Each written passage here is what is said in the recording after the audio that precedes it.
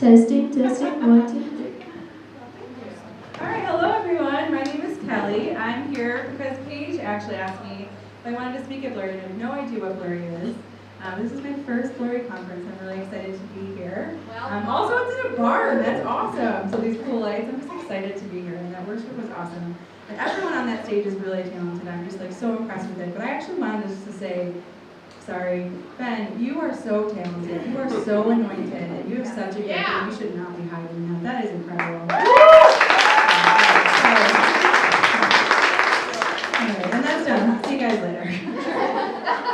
So I'm going to talk a little bit about purity today and just kind of my journey through that and what God has taught me and what God has brought me out of. So I grew up in a Christian home. I'm Buffalo, born and raised. So I grew up with my two parents, my older sister, and my younger brother, and we were always at church. So my dad was on the worship team, and my mom ran the children's church, and she was on, the prayer chain. So if anybody had anything going on, they called my mom. And we were just always at church, and I loved that so much when I was younger. Like I really thrived there.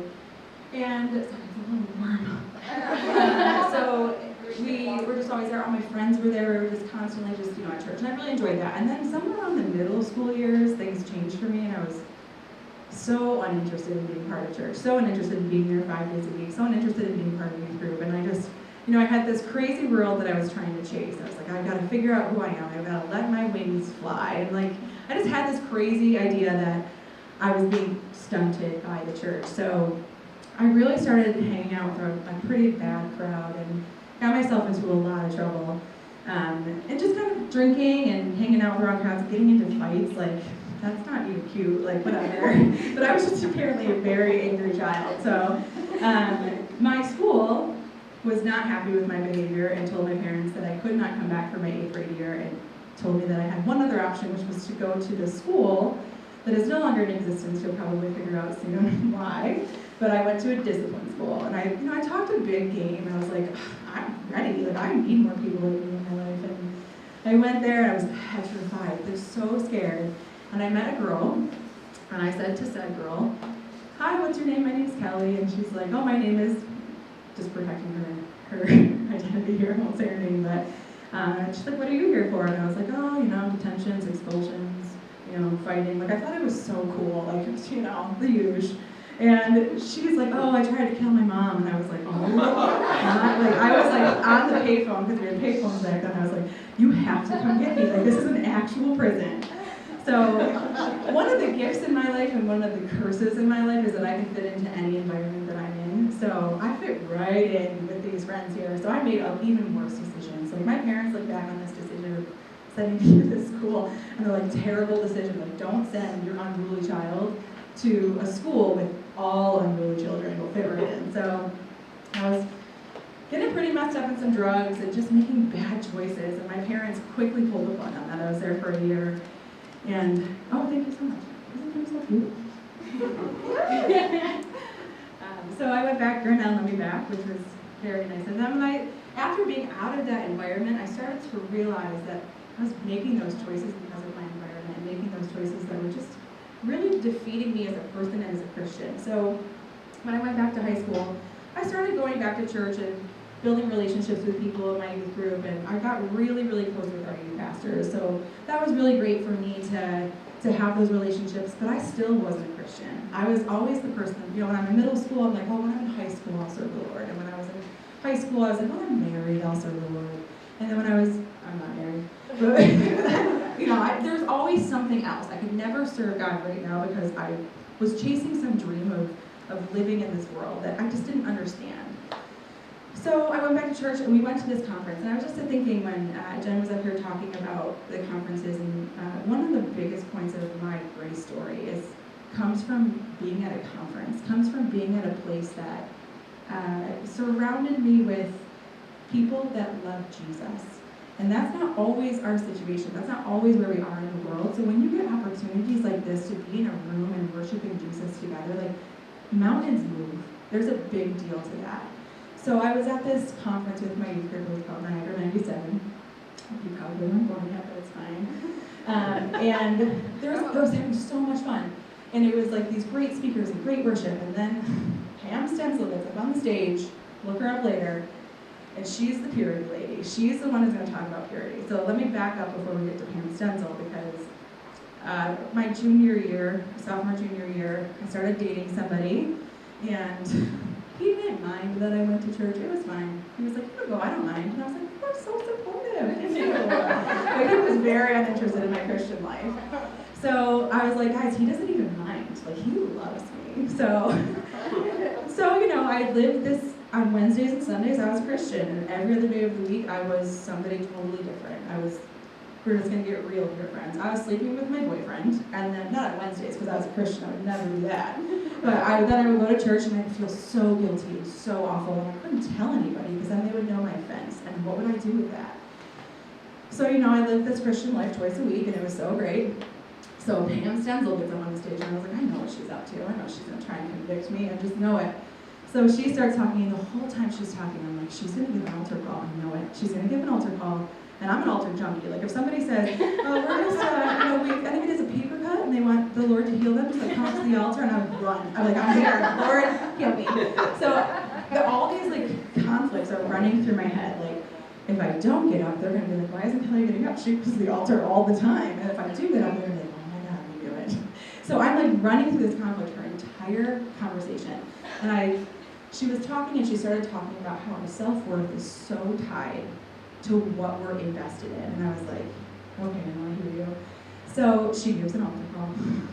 And I'm like, nope, you're not breaking me, Pam Stenzel. I'm sitting right here. So I look down my row, and about 3 people raise their hand, and I'm like, because if I would have known that we were all struggling with the same thing, it would be very different. If I had somebody that was struggling through that and trying to chase after Jesus and falling and getting back up again, if I had those people in my life that I was vulnerable with, my life would be very different. And a little convicted that I wasn't that person for anybody else. So they all got up and went to the altar, and I was like, well, now what do I do? So I'm sitting there. She gives another altar call. I was like, so I'm like, still not going, not going to do it. So she's praying, and the band's playing, and I'm like feeling this tug so hard in my heart. And I was like, now I can't get up. Like, I've just literally lied to everybody in this room twice. She gives another altar call. I was like, this girl, she's not going to stop until I get up. So I get up, and I go, and I lay on the floor of this altar. Somebody prays for me. No idea what they said. But I'm just sobbing on this floor because I know that something has to change. This is not one of those altar calls where I'm just running there because it looks good for my youth group or I feel emotional that day. Like, something's different here.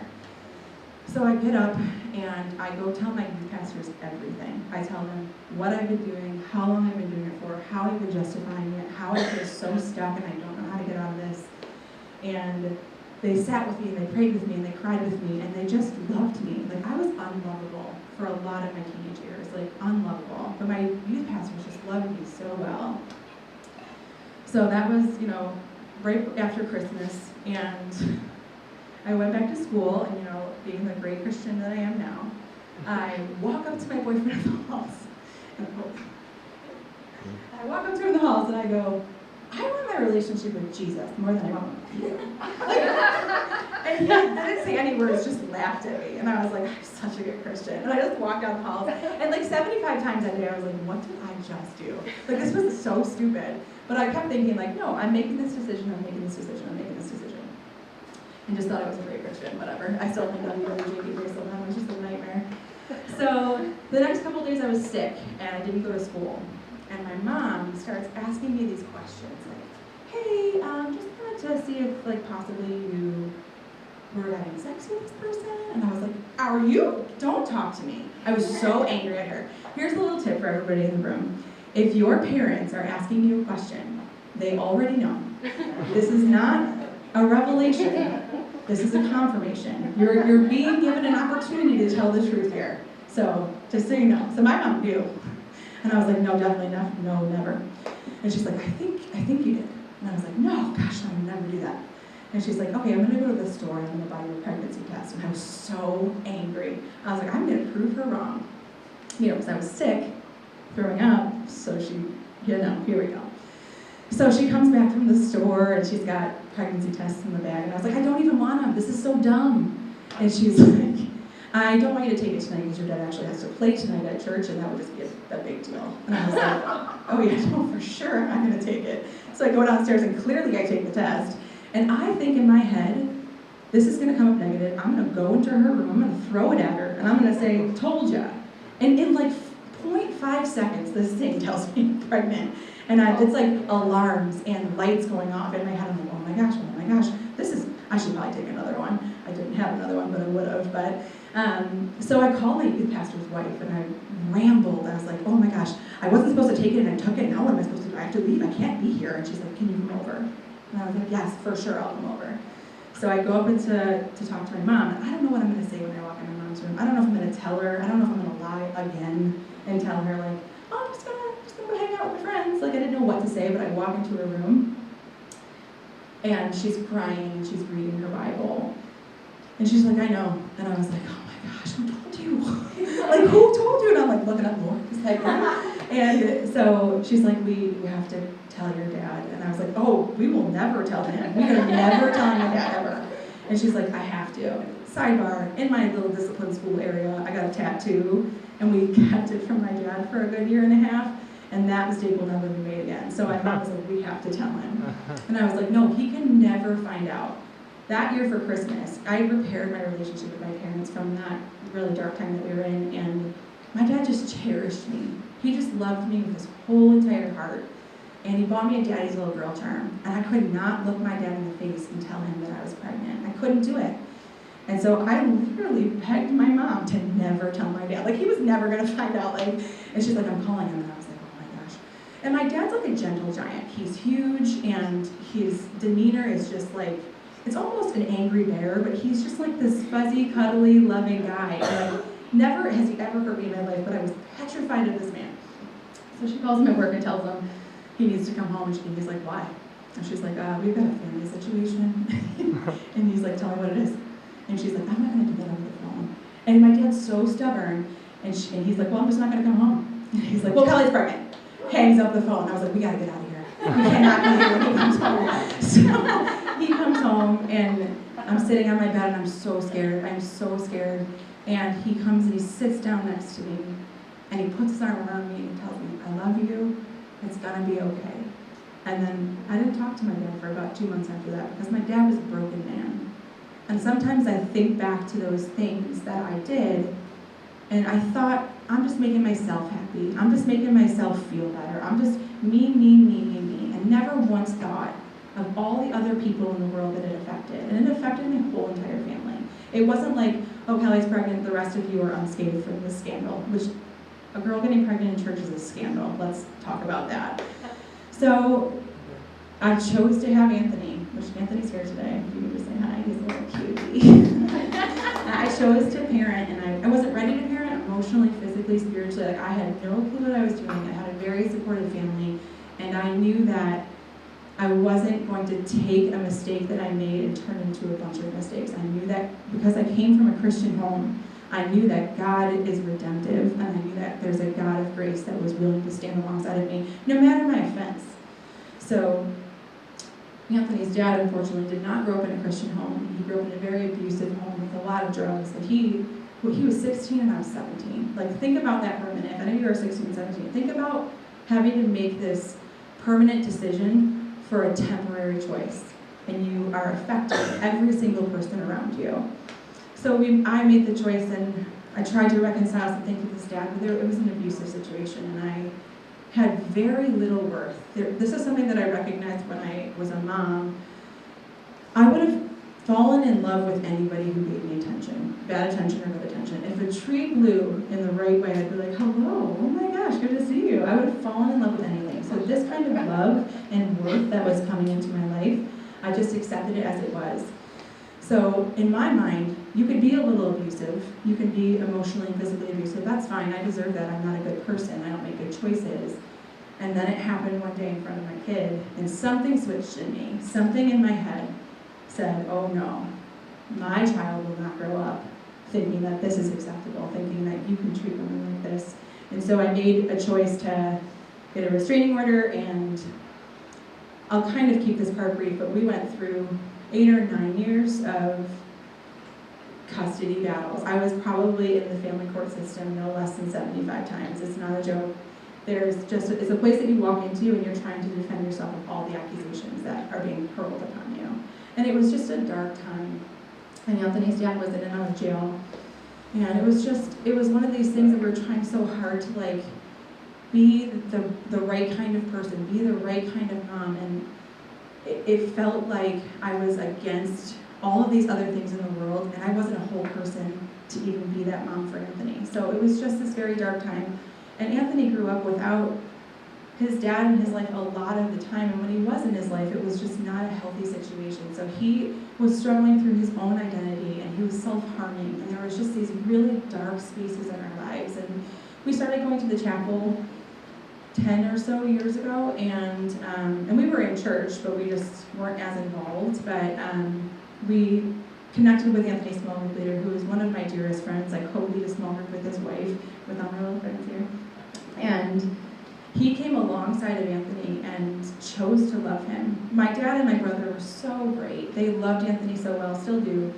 But Anthony always felt like they had to love him. That was his family, they had to do it. But John actively made a choice to love him, and that was huge in our lives. So I could keep going about how terrible our lives were for a long time. But the thing that I learned along the way here is that I didn't have a clue what my worth was. I didn't know what purity meant. I didn't know what integrity meant. I didn't know anything because I had almost stopped growing because I had to help somebody else grow.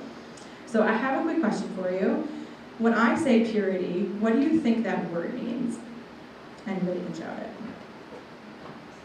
Celibacy. Someone said celibacy, please hold. All right, so the definition, like the dictionary definition of purity, is freedom from immorality, especially of a sexual nature. And then I started thinking, like, yeah, that makes sense, but what does God say about purity? And so I'm going to read this verse from Psalm 119:9, and it says, "How can a young person stay on the path of purity? And it's by living according to your word." So we're going to come back to that in a moment, but I want to talk to you about the story of David and Bathsheba. So you probably know a little bit about the story, but I'm going to break it down into a little bit of a cycle that kind of comes in out of our lives when we're talking about impurity. So 2 Samuel, I'm going to read all of 2 Samuel 7, but kind of break it out. So you can follow along if you like, but I'll just read it. So in the spring, at the time when the kings go off to war, David sent Joab out with the king's men and the whole Israelite army. They destroyed the Ammonites and besieged Rabbah, but David remained in Jerusalem. One evening, got up from his bed and walked around on the roof of the palace. From the roof, he saw a woman bathing. So this section of the scripture I like to call thought. This is a thought. Very beautiful, and David sent someone to find out about her. The man said, "She is Bathsheba, the daughter of Eliam, and the wife of Uriah the Hittite." I like to call this passage of scripture the provoked thought. Then David sent messengers to get to her. She came to him and slept with her, and now she was purifying from herself, from her monthly uncleanliness, Then she went back home. This is what I call the action. The woman conceived and sent word to David saying, "I'm pregnant." This is what I call the consequence. There's a big blurb I'm going to read here, and I'm going to call this part the shame and the guilt and the covering up. So David sent this word to Joab, "Send me Uriah the Hittite." And Joab sent him to David. When Uriah came to him, David asked him how Joab was, how the soldiers were, and how the war was going. Because mind you, Bathsheba's husband is out fighting a war. So then David said to Uriah, "Go down to your house and wash your feet." So Uriah left the palace, and a gift from the king was sent after him. But Uriah slept at the entrance of the palace, all his master's servants, and did not go down to his house. David was told Uriah did not go home. So he asked Uriah, "Haven't you just come from a military campaign? Why didn't you go home?" Uriah said to David, "The ark and Israel and Judah are staying in tents, and my commander Joab and my lord's men are camped in the open country. How can I go to my house, eat and drink, and make love to my wife? Now as surely as you live, I will not do such a thing." Then David said to him, "Stay here one more day, and tomorrow I will send you back." So Uriah remained in Jerusalem, and that day and the next. At David's invitation, he ate and drank with him, and David made him drunk. But in the evening, Uriah went out and slept on his mat among his master's servant. He did not go home. So I don't know if you're picking up what's happening here, but David is trying to manipulate Uriah to go home and sleep with his wife so he doesn't get caught because he has impregnated Bathsheba. So all these thoughts provoke thoughts, actions, consequences, shame, guilt, covering up, back to your thoughts. It's all a cycle that we're going through when we're starting to cover up some of our own kind of secret sin. It goes on to say, in the morning, David wrote a letter to Joab and sent it with Uriah. In it, he wrote, "Put Uriah out on the front lines, where the fighting is fiercest. Then withdraw from him, so he will be struck down and die." So while Joab had the city under siege, he put Uriah at the place where he knew the strongest defenders were. When the men of the city came out and fought against Joab, some of the men in David's army fell. Moreover, Uriah the Hittite died. He couldn't cover up his offense. His lie was toppling down on him. So in order to fix that, he thought, I'll just kill Uriah. That was his decision. So when Uriah's wife heard that her husband was dead, and she mourned for him after that mourning was over, David brought her to his house, and she became his wife and bore him a son. But the thing that David had done displeased the Lord. And so when I was reading this passage, I thought, he probably thought he was just doing the right thing. He probably thought, I'm not hurting anybody else. And I think that's what I thought when I was in high school. It's just my life, it's just my decision. But the Lord's not pleased with our selfish decisions. And when we look at the cycle of impurity, it's designed to take us out. There is no coming out of that cycle until you bring that lie to truth. And that's unfortunately a very, very scary thing. So Samuel Smiles has a quote, and it's, "Sow a thought and you reap an action. Sow an action and you reap a habit. Sow a habit and you reap a character. Sow a character and you reap a destiny." So it might feel like I'm just thinking about these things. I'm just struggling with some thoughts. I'm just scrolling through something. I'm just watching something. I'm just initiating conversation with somebody. But your thoughts have power to change your destiny. So if you're thinking that those don't have any power and you're not putting any action to it, your thoughts will take feet one day. That will happen, and you have to guard your heart against that. 2 Corinthians 10:5 says, "We demolish arguments and every pretension that sets itself up against the knowledge of God, and we take captive every thought to make it obedient to Christ." And I think, not that this matters, but back when I was a wee little child, I didn't have a phone at my fingertips. I didn't have the internet to go to right away, and if I was struggling with something, it wasn't my downfall.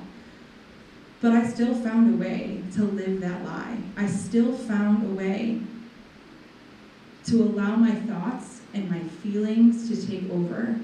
So I know that it's difficult because we have that at our fingertips, and that's why it's so, so important.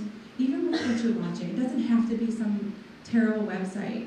If you are struggling with something like that, you got to make sure you're nowhere near that. You have to make sure that every single one of your thoughts is taken captive, and you got to share that with somebody.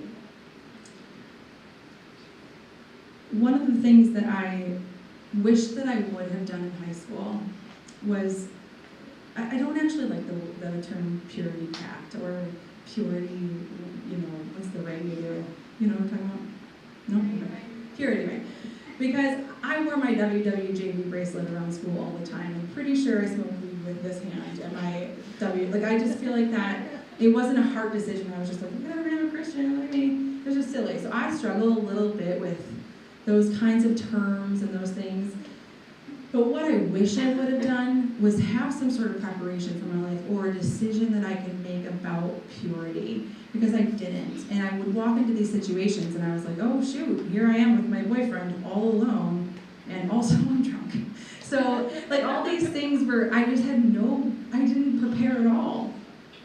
And my heart wasn't in the right place, so I couldn't make good decisions in those situations. You can't just show up at a party, and let's just take sex off the table for a minute. You can't just show up at a party and not know what you believe about drinking and expect when somebody hands you a drink for you to have an answer ready. Because maybe you're not sure. Maybe you definitely don't want to, but someone hands you a drink and you're a teenager and that life is tough. and you're like, oh, actually, okay, no, for sure, I'll drink it. Like, there's no belief in what you're saying or doing, so it's not going to stick.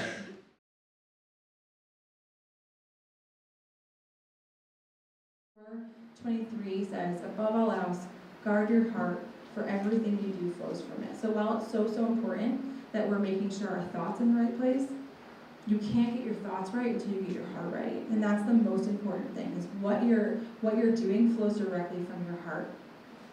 And Philippians 4:8-9, this is one of my very favorite verses in the Bible.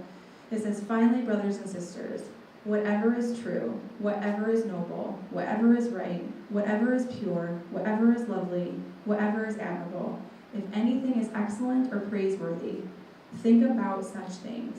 Whatever you have learned or received or heard from me or seen in me, put into practice, and the God of peace will be with you. And I think that's so beautiful, because what it's saying here is focus on these things, allow me to be the center of your heart, and I'll be with you. And I don't remember who said it up here, but somebody said, God, I think it was Ainsley, she said that God's just waiting for you. He's giving you an invitation, and he's waiting for you to meet with him. And that is something that is so precious, and he's not going anywhere. And I cry every single time I hear the last song that we just did, because there's no mountain he won't climb up coming after me. I could be in the depths of hell, and he would come for me. And I didn't understand that as a teenager. I didn't understand that my worth could be tied up in a God that went to the cross and died for me. And if it was just me, he would have done it. He would have chose to die for me. And I just didn't get that. And I want you to hear that, because it's so important. It's so important that whatever your worth is in, whether it's sports or your boyfriend or your girlfriend or your parents even, whatever that is for you, that's not what it should be. It should be that the God of the universe set his son to die for you because you were worth it and I was worth it. Part of the reason that I think unplanned decisions happen is because, again, we don't prepare for them and we don't equip ourselves with the knowledge to prevent them. So waiting until you're presented with the choice is setting yourself up for failure. You have to know what you believe and believe what you know. And what I believe is going to be a little bit different than what you believe. What I struggle with is going to be a little bit different than what you struggle with. So you can't just I can't just tell you, and no one up here can just tell you what to believe, because it won't be your own. It won't be your own relationship, and it's important that you do the work to do it.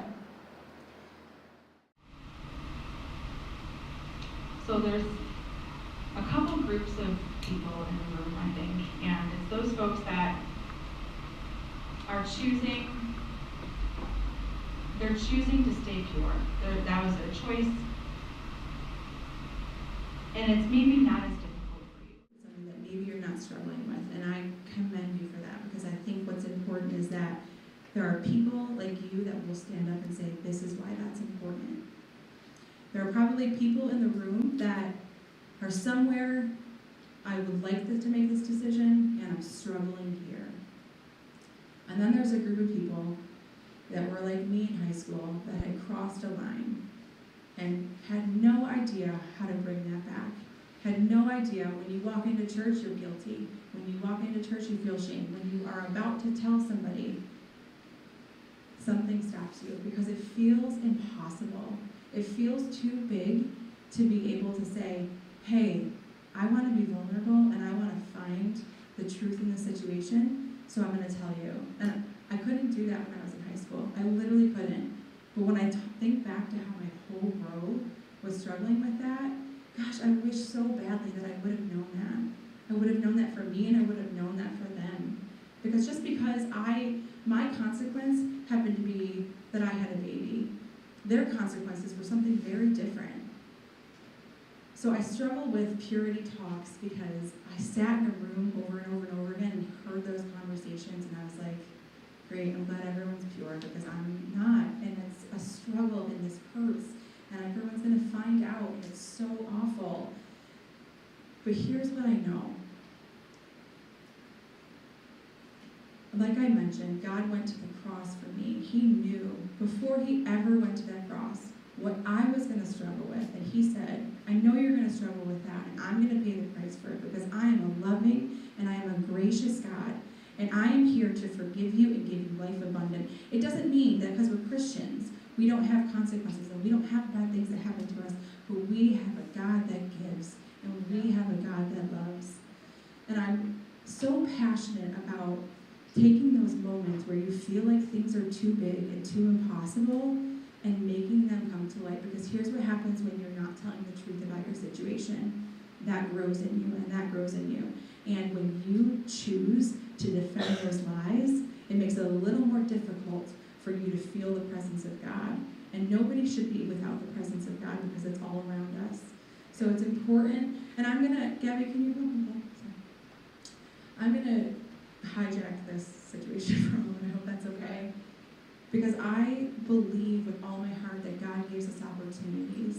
I believe that when we feel like there is no opportunity, when we feel like this is one of those impossible situations that I can't stand up and rise up and tell the truth, is when God is ready to move. God is ready to take our shame, and he's ready to take all of our sin and say, it's all done. I'm all set. You come to me now. So God is asking for us to just meet with him, and come to him and say, maybe I've done something wrong. Maybe I've thought something wrong. Maybe I'm on the verge of doing something wrong. Or maybe I'm a mess. Guys, I was a mess. And the God that loves me met with me. And it wasn't an easy road. It's never going to be an easy road. We're not promised that. I don't want to burst anyone's bubble here, but because we're Christians does not mean we have an easy life. It means we have to fight for everything we have. And so I'm going to ask you to close your eyes. And I'm going to ask you just to pray with me. And whether you're in a place where you're okay with your purity, or whether you're struggling so much and you're making decisions that maybe you shouldn't, or maybe you're so far past the line, it doesn't really matter. God sees you no different. You are a beautiful son. You are a beautiful daughter. And so I'm going to ask you to think about some things that maybe you've been struggling with, and I'm going to ask you to lay them down. I'm going to ask you to lay them down, and I'm going to ask you to tell someone about it, because you cannot hold on to a lie and want truth to come into your life. So right now, God, I ask you to meet the hearts of everybody here.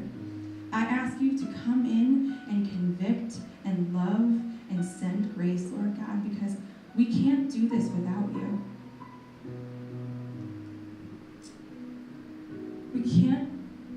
We can't live two lives.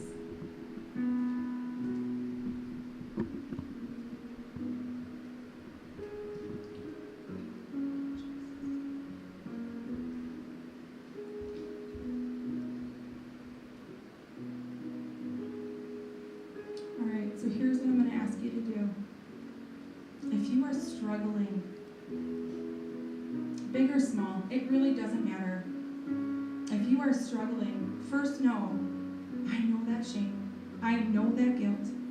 I know those consequences. And know that God is a God of grace and he redeems things that are dead. So I'm going to ask you, with every single head bowed, and I know that I've opened my eyes during these things before, but I'm going to ask you, this is really sensitive. If you are struggling with something like that, I'm going to ask you to raise your hand.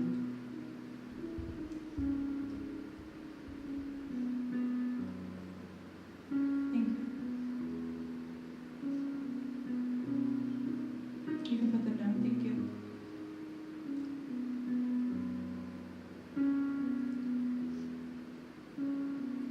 God, thank you for who you are, and even in our messes, even in our disasters, even in our sin, even though we are the reason you had to go to the cross, Lord God, you choose us. You choose us. We are not forgotten. We are not dead. We are not gross. But you choose us. And God, I just pray for those that are struggling through this right now, Lord God. I just pray that you would envelop their hearts, Lord God, so that they know what I now know in a situation that I never thought would change. I never thought in my whole entire life that I would feel the love of God more than the worth of how other people made me feel or the guilt of what my offense was. So God, I ask you right now to restore, to be able to come into those hearts, Lord God, and speak to the father of lies and say, that is not the truth. You are a child of God, and I am here, and I am ready to send healing for you, and I am ready to change your life, Lord God. And I just ask that there is no hesitation. There is no hesitation from anybody in this room, Lord God, because you change things. And we thank you so much, God, for that. In your name we pray, amen. I'm going to be here for the rest of the night. I'm so happy I came here. I'm so happy. And I know what it's like. I know the courage that it took for you to raise your hand. And there's no judgment for me. I would ask that you would find me sometime in the night and let's sit down and let's talk. Let's exchange phone numbers or emails, or if that's not comfortable for you, let me connect you with somebody. Because here's the thing we do as Christians. We make a decision and we think it ends there. And every day you have to make a decision. This is not a one-time deal. That's not how life works. That's not how Christianity works. There are days that I wake up and I don't feel worth it. And I struggle through that. But I have a truth that reminds me, and I work at it. So it's important that we don't this doesn't stay here. So please find me at some point in the night. I'm not going to come up to you. I'm going to ask you that you come find me. If you don't want to talk right now, that's okay. Let's just exchange information and we'll talk. So I think we're going to have taco in a bit. Which is why I'm hungry.